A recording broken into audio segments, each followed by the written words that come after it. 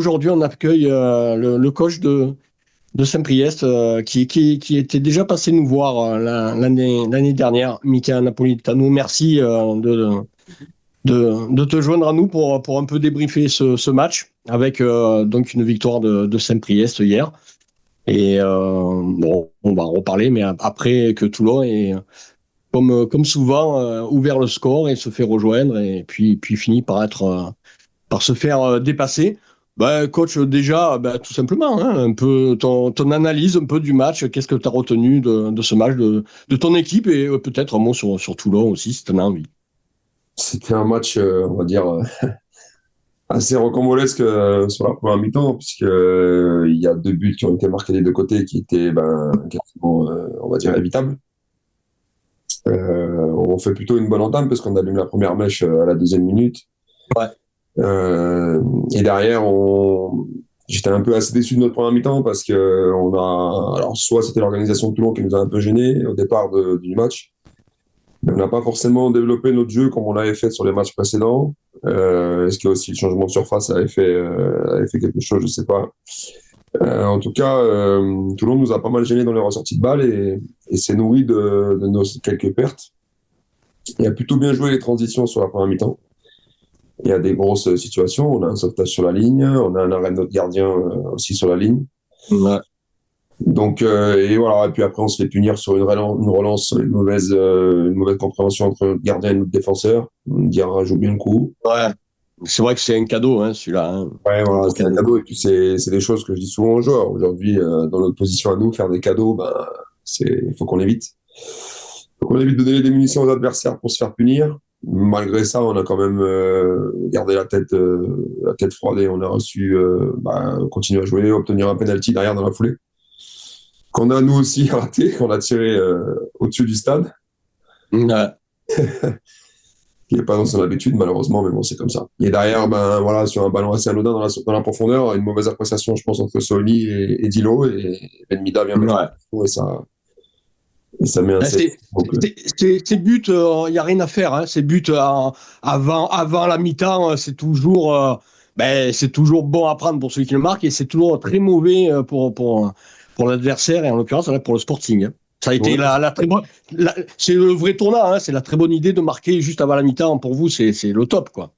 Oui, bien sûr, ça nous remet tout de suite dans le coup, avant la mi-temps, parce que derrière, on rentre au vestiaire pour régler les problèmes et ça nous permet d'ajuster. Donc, c'est au meilleur des moments, effectivement, c'est sûr et certain. Ouais.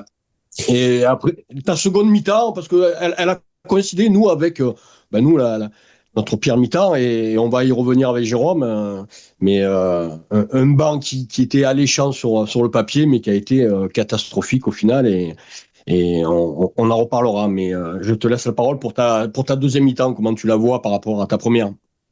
La deuxième mi-temps était, je pense, bien meilleure. Et je pense que sur les débats de la deuxième mi-temps, c'est peut-être même mérité qu'on l'emporte. On a réglé les problèmes, on a ajusté sur le plan tactique et sur le plan de l'envie d'ailleurs de faire mieux. On a essayé de poser notre jeu, on a développé un jeu de meilleure qualité. Et on est récompensé sur, contrairement peut-être à Toulon, où nous on fait des changements qui nous ont beaucoup apporté. On fait rentrer 4 joueurs et sur les premiers ballons qui touchent quasiment, ils sont décisifs. Donc c'est peut-être la force de cette année, la force de ce collectif-là qui permet de renverser un peu les situations et voilà. Et puis derrière, je pense on n'a pas forcément été mis en danger, à part sur tout le monde a utilisé les centres beaucoup et on a su gérer le score. Et je pense qu'avec plus de justesse technique, on a pu même l'alourdir sur certaines transitions. Donc, Ouais. je pense que sur la deuxième mi-temps, les débats se sont équilibrés et on a eu chacun notre mi-temps et on a su faire la différence de notre côté. Ouais, je suis assez d'accord avec ça. Un petit mot, Jérôme. Enfin, un petit mot ou un grand mot d'ailleurs. Hein. Pourquoi un petit mot? Moi, franchement, je me demande ce qu'il faut. Je me demande ce qu'il faut au Sporting pour s'imposer. Parce que quand on voit la première mi-temps de Saint-Priest qui nous donne un but et qui rate un péno, Toulon, donc, qui ont un but quand on leur donne et le pénalty raté, ça fait beaucoup. Et pour autant, on n'arrive pas à s'imposer, tu vois. Donc, tu te dis une première mi-temps de Saint-Priest quand même très moyenne que j'ai trouvé très attentiste en première mi-temps, à l'image du but qu'ils concèdent. Ça joue un peu à la baballe, ça fait des passes dangereuses, on ne sait pas trop pourquoi. Et par contre, nous, moi, la première mi-temps était correcte, mais elle était pas non plus incroyable, hein. Je veux dire, le but qu'on marque, c'est pas sur une action, tu vois, c'est un but quasi donné. On concède le penalty. En deuxième mi-temps, c'est en deuxième mi-temps qu'il y a le deuxième penalty qui est pas sifflé, qui est évident. Enfin, ou non, peut-être en première, je sais plus. C'est en première, en fait, en première mi-temps, Ouais, on a ouais. Ouais, une grosse situation, et je pense qu'effectivement, alors pour moi, il y a penalty, Soli fait penalty. Alors, le carton rouge, il n'existe pas, puisque c'est une faute qui est au-dessus de la ceinture. Donc maintenant, les règles, c'est quand c'est en dessous, bah, il y a rouge et penalty. Quand c'est au-dessus, c'est simplement faute et carton jaune. d'accord. Donc, je pense qu'il y a penalty. Effectivement, ouais, il y a une deuxième penalty qui doit être sifflée. Non, pour nous, c'est évident. Enfin, moi, en tout cas, des tribunes, ça semblait évident. Donc, enfin, à un moment donné, on se demande ce qu'il faut au Sporting pour s'imposer, alors que la première mi-temps de Saint-Priest, elle est quand même, même si elle est pas horrible, hein, loin de là, mais je veux dire, il rate un péno, il nous donne un but. Je veux dire, à un moment donné, sur le papier, c'est quand même pas loin d'être catastrophique en soi. Donc, enfin, je sais pas, moi, j'aurais été coach à ce moment-là, j'aurais pas été heureux, quoi. Mais pour dire que, enfin, moi, et de la deuxième mi-temps, ouais, enfin, je sais pas, moi, je perçois quand même un peu une manque d'envie et quand même qui prédomine ou le fait d'avoir fait une croix sur ses ambitions qui transpire de cette équipe qui. Alors, je Ça, crois que. c'est- Vas-y. Non, non, juste pour te couper, c'est quand même conjugué avec, justement, c'est là où le rôle des remplaçants aurait dû être important, et parce qu'on l'a vu quand même l'envie en première mi-temps, enfin, en tout cas, de mon côté, mais après, en seconde mi-temps, là où tu attends ben, des remplaçants qui apportent quelque chose, et ben, ça n'a rien apporté du tout, au contraire, bon, comme l'a dit le président, ça affaiblit l'équipe, clairement, quoi.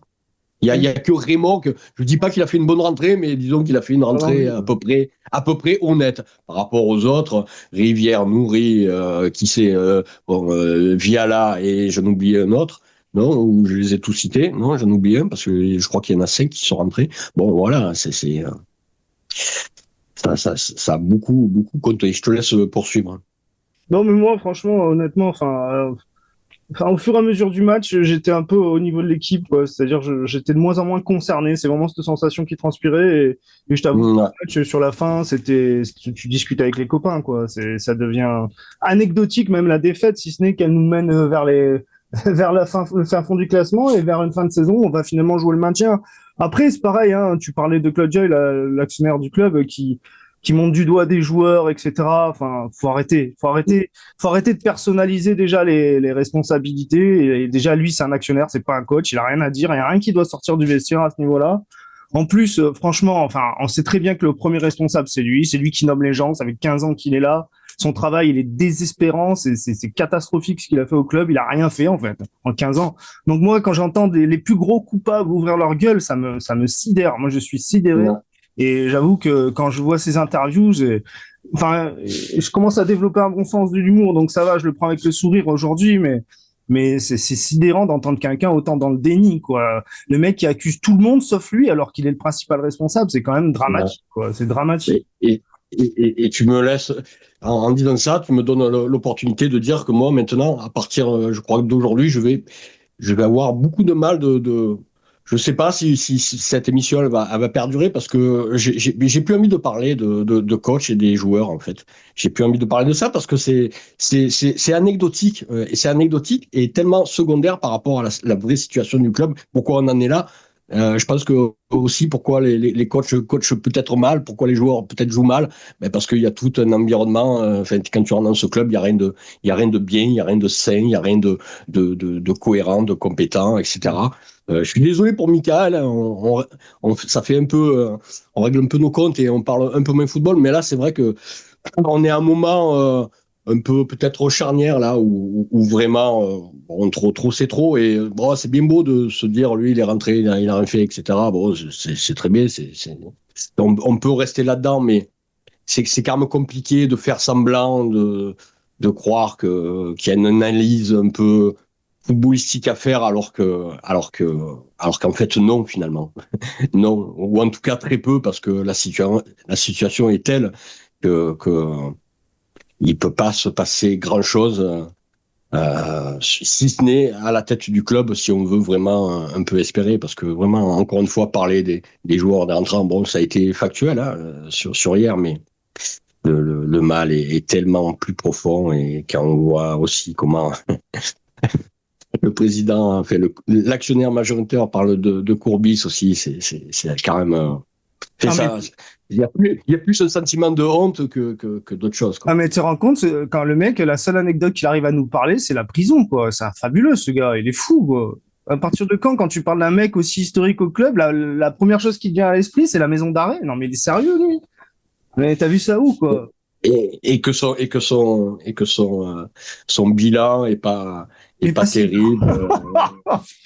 Moi, j'ai envie de demander à Mika, enfin, je sais qu'il a la tête dans le guidon quand t'es coach, je pense avant tout à ton club, etc. Mais l'image du Sporting, est-ce que t'as un avis sur le club? Je veux dire, aujourd'hui, hein, pas l'historique, pas le grand club qu'il a été, mais le club qu'il est aujourd'hui, parce que j'entends à droite à gauche, aujourd'hui, quand on essaie de faire du recrutement au Sporting, il y a plus grand monde qui veut y venir, quoi. Est-ce qu'il a une image du Sporting d'aujourd'hui, surtout, hein? Bah, l'image qu'on a toujours, nous, de l'extérieur, on va dire, en début de saison ou quand la saison débute, on a toujours cette image d'un club qui est puissant sur le papier et qui est puissant en interne du championnat dans cette poule-là, qui a la capacité de pouvoir recruter entre guillemets n'importe qui et qui est capable de s'armer pour aller jouer les premiers rôles tout le temps en début de saison.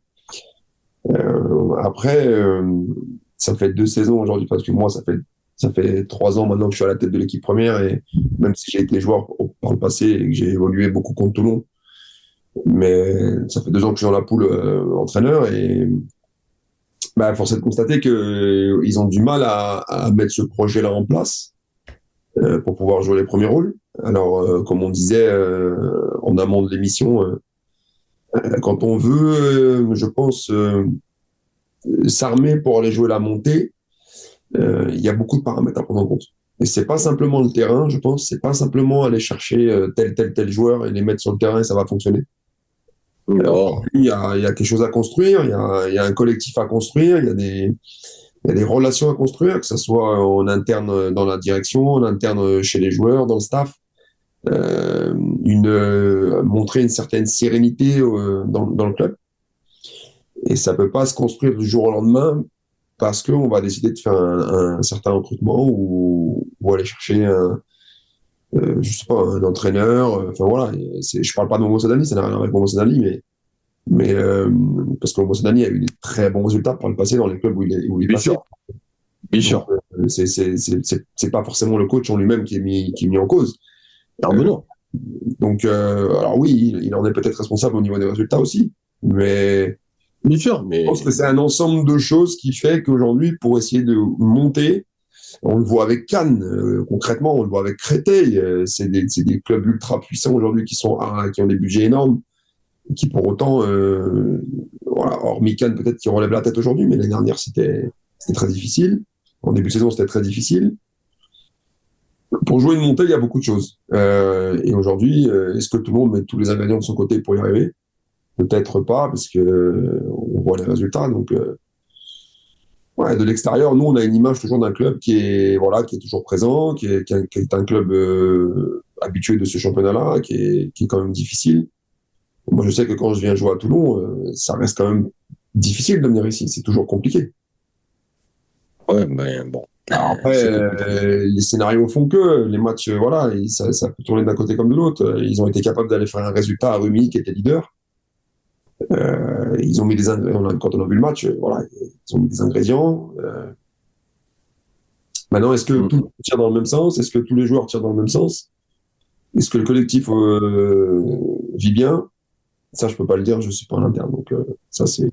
Non, mais là, de toute façon, après, on rentre dans des débats un peu sans fin et ça serait au principal intéressé de s'en expliquer. Mais bon, personne ne peut l'interviewer sur vraiment les sujets qui fâchent et les vraies bonnes questions. Mais donc, c'est pour ça qu'on va pas trop s'apesantir là-dessus. En tout cas, merci de ta réponse. Non, mais moi, j'avais une question parce que le Saint-Priest, cette année, c'est très bon à l'extérieur. Et c'est très en difficulté à domicile. Hein. Je sais pas si vous avez peut-être gagné qu'un match, non, à domicile? C'est ça? Ou deux? Ouais, un seul, je crois. On a gagné. Ben voilà.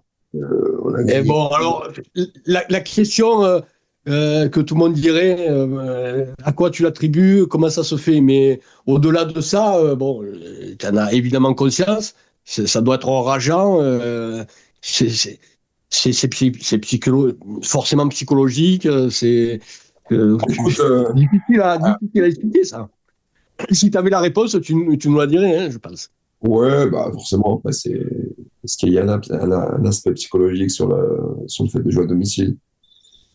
Je pense pas. Parce que je te coupe, mais tu peux pas déjà, pour le coup, te retrancher finalement sur le terrain, peut-être, parce que ton terrain, sans dire que c'est une pelouse Non, extraordinaire, c'est une bonne pelouse, quand même, non? oui, c'est un très bon terrain.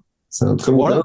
On a mis Et en en place. plus, tu es plutôt joueur, toi, donc voilà, ça devrait rouler, on va dire, entre guillemets. Entre guillemets. Ah, on a cette réputation d'être une équipe joueuse, forcément. On met des choses en place pour développer du jeu. Le terrain est de très bonne qualité puisque je me suis battu avec la mairie cet été pour qu'on puisse avoir un terrain de qualité même en hiver. Donc il est de bonne qualité et je les remercie pour ça. Je remercie le club aussi. À domicile, je sais pas s'il y a un syndrome. Déjà l'année dernière, ça restait compliqué, mais Ouais. on avait réussi à battre tous nos concurrents directs sur l'aller et sur le retour quasiment. Cette année, ouais, ça reste un peu plus compliqué. Alors, il y a eu des scénarios assez difficiles. On a évolué à 10. On a montré de la ressource mentale pour revenir au score, ne pas perdre. On a des matchs où on aurait dû l'emporter et le match d'Andrézieux où on loupe un penalty à la 96e. Il y a plein de petites choses qui font qu'aujourd'hui, peut-être qu'à domicile, c'est plus difficile. On en a parlé avec les joueurs, mais c'est des contextes qui sont différents de l'extérieur parce que, si vous voulez, à l'extérieur, ce que j'expliquais, on vit ensemble, on va voyager ensemble, on va rester ensemble du matin jusqu'au soir. Est-ce que les joueurs sont plus concernés? Je sais pas. Bon, mais À j'ai la domicile, solution, hein. à domicile, on a une Reste. problématique. À domicile, on a déjà une problématique, c'est que on a deux vestiaires séparés. Ah ouais. Donc ça, au stade, c'est problématique. C'est-à-dire que les joueurs, quand ils arrivent au stade, ils sont pas dans un seul même vestiaire, ils ont leurs Ah habitudes, ouais. donc ils se séparent. Ça fait 3 ans que je demande à casser le mur entre les deux vestiaires, mais on peut pas. Donc c'est un problème aussi, malgré que le groupe vit très bien, mais ça, comme on en parlait avant, c'est les détails qui sont importants. Ouais, bien sûr. Donc il y a ça. À domicile, on n'a pas forcément beaucoup de monde qui viennent au stade. Alors ça n'enlève rien, hein. Il faut quand même, c'est à nous de nous surmotiver pour rester dans les matchs. Mais on n'est pas récompensé de ce qu'on fait, c'est vrai, sur les matchs à domicile. Et c'est dommage parce que quand il arrive ça dans une saison, il y a peut-être un syndrome qui va s'installer dans la tête des joueurs en disant, bah, à domicile, c'est plus difficile, on n'y arrive pas. Pour autant, on fait quand même des matchs qui sont assez cohérents.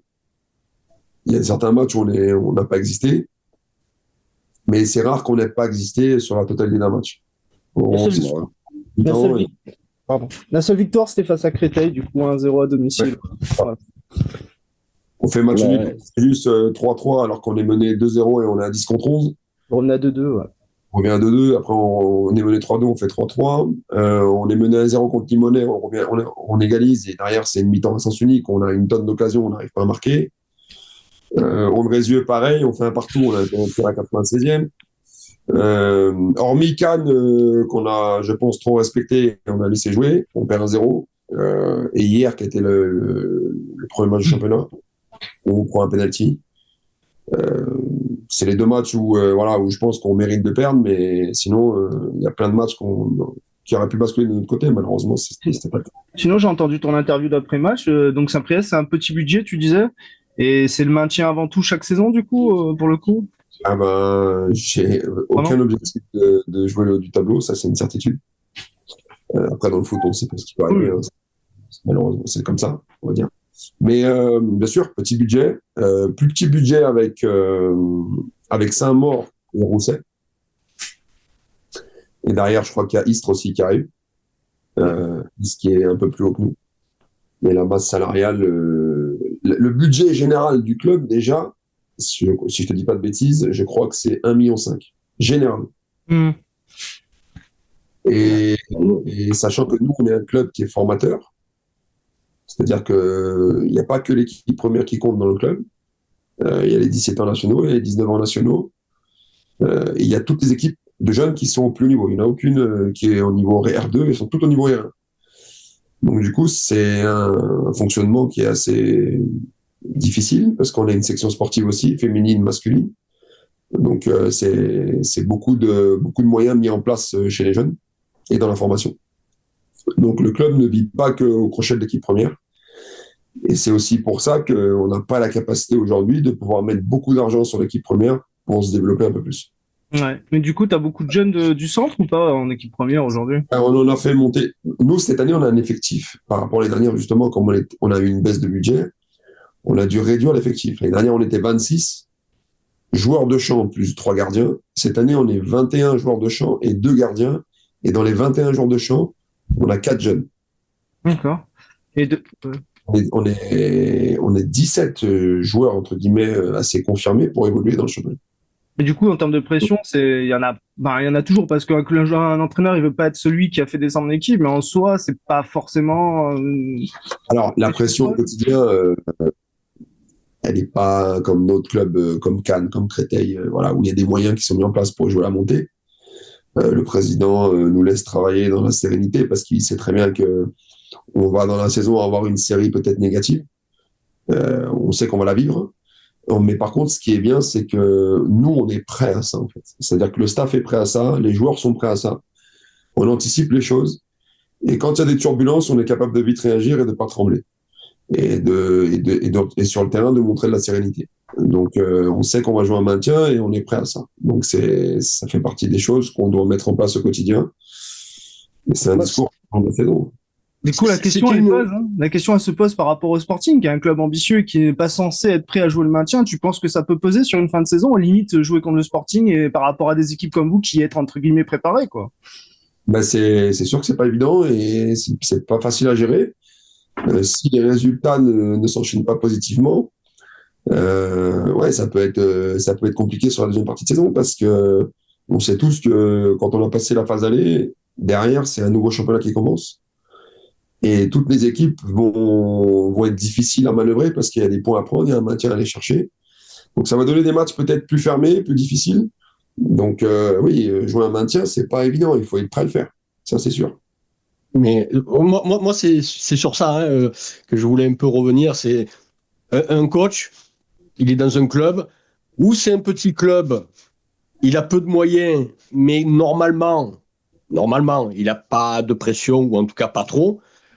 Où il a des moyens, mais ça va avec généralement, qui dit moyen, dit des présidents ambitieux. Tu te satisfais de ta situation? C'est quelque part aussi, quelque part un luxe, entre guillemets, d'évoluer dans un club qui a pas trop de moyens, mais du coup qui a pas trop de pression. Parce que je ne sais pas si toi, ça te botterait d'être dans un club plus ambitieux, mais où tu serais plus exposé et où peut-être après de résultats plutôt négatifs, ta tête serait déjà sur le billot ou assez près, c'est pas le cas. Mais là, c'est une question générale, je te la pose à toi, je pourrais la poser à tous les coachs. C'est toujours cet équilibre. Hein. Bien sûr, mais je vais te répondre très sincèrement. Aujourd'hui, la vie d'un entraîneur, elle est liée à ça, en fait. C'est-à-dire que n'importe où tu vas aller, forcément, si tu n'as pas les résultats, tu es en danger. Ça, c'est la réalité des choses. Déjà, oui. Maintenant, il y a des structures qui te permettent de travailler dans une sérénité, on va dire, plus que d'autres. Ça, c'est vrai aussi. Mais c'est le football d'aujourd'hui qui manque de patience, en fait, dans les projets. Parce que, comme je te le disais avant, c'est pas parce que tu vas arriver demain, c'est parce qu'il y a quelqu'un qui va arriver à Saint-Priest demain et qui va dire, bah voilà, moi je suis un actionnaire, je mets 2 millions d'euros et je veux monter. Ça va pas se faire comme ça, c'est pas possible, ça n'existe pas. Ben, on le voit à Créteil, hein. Alors, on l'a vu à Cannes, et à hier aussi, hein, avec les pareils de budget là, ça a été compliqué, quoi. Hein. Il faut être patient, il faut construire les choses, il faut avoir une ligne directrice, il faut s'y tenir. il faut pas faire n'importe quoi avec l'argent. Mais voilà, oui, effectivement, aujourd'hui, je suis dans une position peut-être plus sereine parce que je vais pas, au bout de 3 ou 4 défaites, ma tête va pas être mise à prix. Ça c'est vrai. Et ça me permet d'être plus serein, moi, dans mon travail. Maintenant, demain, si je suis amené à partir et que je vais dans un club qui a un peu plus de moyens, oui, la pression, elle sera différente. C'est la réalité du métier d'entraîneur, c'est comme ça. Mais c'est là aussi où on a besoin d'avoir des dirigeants qui soutiennent l'entraîneur, qui soutiennent l'équipe, même quand c'est difficile. Et aujourd'hui, c'est un peu, c'est la grosse problématique dans les clubs qui ne laissent peut-être pas le temps et qui mettent de l'huile sur le feu et qui allument les mèches quand il faut montrer de la sérénité. Donc, on connaît ça. donc oui. Et ce niveau-là de National 2, c'est pas n'importe quel niveau et ça se fait pas en claquant des doigts. Il y a des équipes qui ont réussi à monter bien plus tard, donc en construisant quelque chose. Bien sûr, bien sûr. Jérôme, j'ai une petite question. T'as appris que Diallo, là, t'as vu comme moi, qu'il était toujours pas rentré. Ça t'inspire quoi? Ça m'inspire qu'a priori, il a dit qu'il allait rentrer. Donc, c'est bien que tu es au courant. Il est au courant que ses vacances autorisées, contrairement aux autres, se prennent fin. C'est sympa. Il y a des joueurs dans notre effectif qui ont droit à des vacances supérieures chaque année, chaque mois. L'été, ils ont droit d'entrer plus tard. L'hiver, ils ont droit d'entrer plus tard. Enfin, ça, je sais pas, pour un coach, est-ce que c'est acceptable que un joueur dans l'équipe qui dépasse droit, quoi. Enfin, moi, j'aimerais bien le savoir aussi, ça casse qu'il en passe. Ce n'est pas acceptable qu'un joueur ait des vacances plus que d'autres. Ça, c'est mon fonctionnement. Moi, en tout cas, c'est tout le monde à la même enseigne, même si le joueur. Il pourrait pas le faire ailleurs, hein. Et sans doute pas à CPS. Même si le joueur est stratosphérique, ce que vous voulez, voilà, c'est tout le monde à la même enseigne. Il n'y a pas de cadeau. Maintenant, après, j'ai vécu des situations similaires où j'ai un joueur qui était parti et qui malheureusement était bloqué au pays, ne pouvait pas rentrer. C'est une réalité. Mmh. Il était bloqué au pays, il ne pouvait pas rentrer. Donc voilà, après, il a eu des gros soucis de papier pendant les mois qui ont suivi. Donc, est-ce que c'est le cas d'Abdoulaye? C'est peut-être le cas, je ne sais pas. Mais c'est le cas à chaque fois, sinon, donc c'est un peu gros. Non, c'est pas le cas. Mais c'est possible. Mais c'est possible. Vous savez, on connaît pas tout l'environnement privé de ce qui se passe pour le joueur et pour le club. Pour le joueur, est-ce que c'est peut-être difficile pour lui quand il rentre au Sénégal? C'est ça, au Sénégal?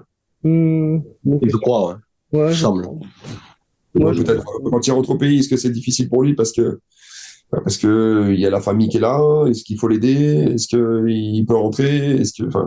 Je sais pas. Est-ce qu'ils le retiennent là-bas? On sait pas comment ça se passe. Je sais que c'est toujours un peu compliqué quand on rentre en Afrique, quand on vit en Europe et tout, c'est pas évident. Maintenant, après, il y a que les principaux intéressés qui pourront vous répondre, mais c'est pas des situations qui sont simples parce qu'il y a un championnat et parce que c'est des joueurs sur qui on compte et qui sont importants. Et ça peut nous faire défaut dans certains matchs parce qu'on en a besoin. C'est un buteur. Même si, encore une fois, comme je l'ai dit au préalable, on n'en est plus là. Hein. C'est plus un joueur ou un coach, etc. Abdoulaye a vécu on va dire, un début de saison assez particulier puisqu'il est rentré tard. Bah oui. Il n'a pas fait de préparation athlétique. Et du coup, ça se ressent peut-être un petit peu aujourd'hui sur le résultat. Il est moins performant sur le terrain, même s'il a marqué quelques buts, mais il est moins chirurgical comme il l'était l'année dernière. C'est clair. Donc c'est peut-être plus difficile aussi. Mais son retour hivernal aussi va être tardif et il sera pas prêt encore. Hein, donc il va revenir à courte forme encore une fois. Donc, mais ça, je sais pas, ça se gère, mais est-ce que c'est acceptable? Pour moi, non. Mais bon, après, au coach à gérer ça. Manu, je te laisse conclure. Il reste que quelques minutes. Non, mais écoutez, on a fait à peu près le tour. Bon, comme je l'ai dit, je crois qu'avec Jérôme, on est un peu sur la même ligne. C'est difficile de parler football maintenant, là, quand même, de joueurs et tout, alors que c'est, encore une fois, c'est vraiment la dernière roue du carrosse. Là, c'est la partie visible de l'iceberg, mais il y a des choses qui se passent depuis trop longtemps. Et qui font qu'on en est. Enfin, je pense que l'équipe reflète la situation du club, tout simplement. Donc, c'est difficile d'avoir une équipe où un coach coach bien, où des joueurs jouent bien, vu l'état du club. Donc, ça,